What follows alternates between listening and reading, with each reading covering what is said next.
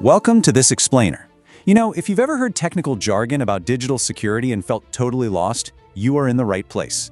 Today, we're taking those incredibly complex cryptography terms and breaking them down for a complete beginner using simple, everyday analogies. By the end of this, you'll see that the digital world isn't magic at all. It actually relies on the exact same logic we use in our physical lives every single day. So let's kick things off with a super practical question. Every time you send a text, buy something online, or check your bank balance, that data travels across this massive, totally open public network, the internet, right? So if anyone can technically intercept data out there, how do your bank details and private messages actually stay safe? How do they avoid getting snatched up in transit? Well, the answer is cryptography. It literally provides the foundational building blocks of cybersecurity. Without it, the entire internet would pretty much collapse. There'd be no digital trust, zero online banking, and absolutely no privacy. It's essentially the invisible armor protecting our entire digital lives. To understand this armor, we've got to know what we're actually trying to protect. Every cybersecurity tool we're going to talk about today is aimed at securing four key pillars of data protection. Confidentiality, which keeps secrets secret. Integrity, ensuring data hasn't been tampered with. Authentication, proving you are exactly who you say you are. And non-repudiation, which just means someone can't deny an action they took, like signing a digital contract. Everything we covered today supports these four pillars. Here is the complete landscape of what we're exploring today: PKI, encryption, and hashing. Don't worry if those terms sound a bit intimidating right now. We're going to break down each territory using some really fun, relatable analogies. Section 1. Secrets in a lockbox, the encryption analogy. All right, let's dive into that core concept of encryption using a really simple physical metaphor: keeping secrets in a lockbox. At its core, encryption takes readable data, what we call plain text, and turns it into unreadable data, or ciphertext. Imagine you have a highly sensitive message. Instead of just handing it over, you lock it inside a sturdy box before sending it. In this analogy, your message is the data. The physical lock on the box, that's the encryption process itself. And most importantly, only a person holding the exact correct key can unlock that box to read it, which is decryption. If anyone intercepts the box in transit, well, all they get is a locked box. Your secrets are safe. Section 2. House keys and mailboxes, types of encryption. Now that we've got the basic lockbox down, we run into a pretty major issue. I call it the key dilemma. How do we securely share these digital keys with the people we actually want to talk to? Let's look at the two main ways we handle this. First up is symmetric encryption. Think of this just like a house key. You lock your front door when you leave, and you use that exact same key to unlock it when you get back. The sender and receiver share one identical key. What's great here is that it's incredibly fast and efficient. Algorithms like AES or Blowfish use this method. But here's the catch. Securely distributing that single key to someone across the globe is incredibly tricky. If an attacker snags the key during the handoff, all your data is instantly compromised. To solve that massive distribution problem, we use asymmetric encryption. And this is where it gets really clever. Instead of one key, you use a pair, a public key and a private key. Think of it just like a physical street mailbox. Anyone walking by can drop a letter into the mail slot, right? That's your public key, which you can share with the whole world so they can encrypt data and send it to you. But once it's inside, only you, the owner, hold the private key needed to open the back of the box and actually read the mail. Algorithms like RSA do this. It provides incredibly secure key exchange and authentication, but the trade-off is that it's slower and requires a lot more processing power than our simple house key. Section 3. The digital driver's license, public key infrastructure, or PKI. So with all these public keys floating around out there, how do we actually trust that a public key belongs to who it claims to? If I get a key claiming to be from my bank, how do I know it's not a scammer? Well, that brings us to PKI, the framework that establishes ultimate digital trust. The perfect analogy here is a driver's license. You can't just write your name on a piece of cardboard and expect anyone to believe you, right? You go to a trusted government agency, they verify your identity, and they issue you a secure license. In the digital world, a trusted organization called a certificate authority, or CA, plays that exact role. They issue a digital certificate, basically an electronic ID card. This certificate binds an owner's name to their public key and includes an expiration date and a digital signature from the CA to prove it's totally legitimate.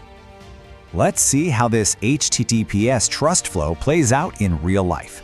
When you visit a secure website, like your bank, your browser and the website go through this lightning-fast process. Step 1. The website presents its digital certificate, Step 2. Your browser acts like a bouncer checking an ID. It validates that the certificate was issued by a trusted certificate authority, and it double-checks that it hasn't expired. Step 3. If everything checks out perfectly, users trust the website and a secure connection is built. You literally do this hundreds of times a day without even noticing. Section 4. The Data Blender. Understanding hashing. Okay, let's shift gears entirely. We've talked about hiding data, but what if we don't want to hide it, but instead want to prove it hasn't been tampered with? Welcome to the Data Blender, otherwise known as hashing. Hashing is a one-way function that converts data of any size into a fixed length value, and it's radically different from encryption. I love this analogy. Hashing is literally like putting data into a blender. If you toss strawberries and bananas into a blender and hit start, you get a unique smoothie, but you absolutely cannot unblend that smoothie to get your original whole strawberries back. It's impossible. You can also think of it as a digital fingerprint machine. A document goes in and a unique, irreversible digital fingerprint comes out. Now let's look at a fascinating phenomenon called the avalanche effect. This is a critical characteristic of strong hashing algorithms. Imagine you take a massive 500-page legal contract and run it through a hashing function. You get a specific hash value. Now, if a malicious hacker sneaks in and alters just one single comma on page 400, running it through the hashing function again will produce a completely different hash.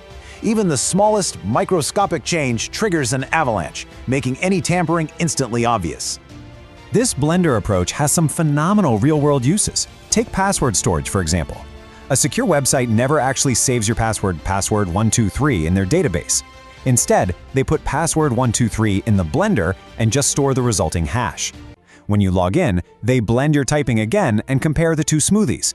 If a hacker steals the database, they just get a bunch of useless smoothies, not your actual password. Hashing is also used for file integrity, like verifying that an app you just downloaded is exactly what the creator published. And it's used in digital signatures to ensure absolute authenticity. Section 5. Encryption versus hashing. Side-by-side comparison. People often mix these two up, but they serve entirely different masters. Let's contrast our two memory tricks, and honestly, if you take nothing else away from this explainer today, remember this. For encryption, think lock and unlock. You use keys, and the entire goal is that the original data can and must be recovered by the right person. For hashing, think blender. Once that data is blended into a hash, you can never get the original data back. So it really comes down to this comparison. The purpose of encryption is confidentiality, keeping secrets safe. It uses keys, produces ciphertext, and the original data is absolutely recoverable. On the flip side, the purpose of hashing is integrity, proving data hasn't been altered. It doesn't use keys, it produces a hash value, and the original data is permanently unrecoverable. They are two totally different tools in our digital toolkit. Section 6. Securing our digital tomorrow. Everyday defenders. Let's ground this in reality for a second. These aren't just abstract textbook theories. Real people use these exact cryptographic tools to defend networks all day, every day. A security analyst actively manages those TLS certificates and PKI to ensure web traffic stays secure. A SOC analyst constantly compares file hashes. If they spot a hash that matches known malware, they block it immediately. Incident responders rely on integrity verification during cyber attacks to see exactly what files hackers tampered with. And GRC analysts review encryption policies to make sure companies are legally compliant and keeping customer data locked up tight.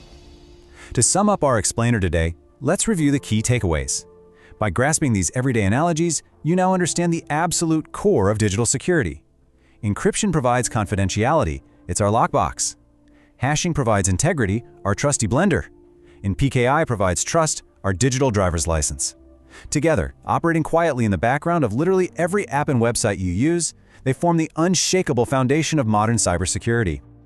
I'll leave you with this final thought to ponder as you navigate the web today.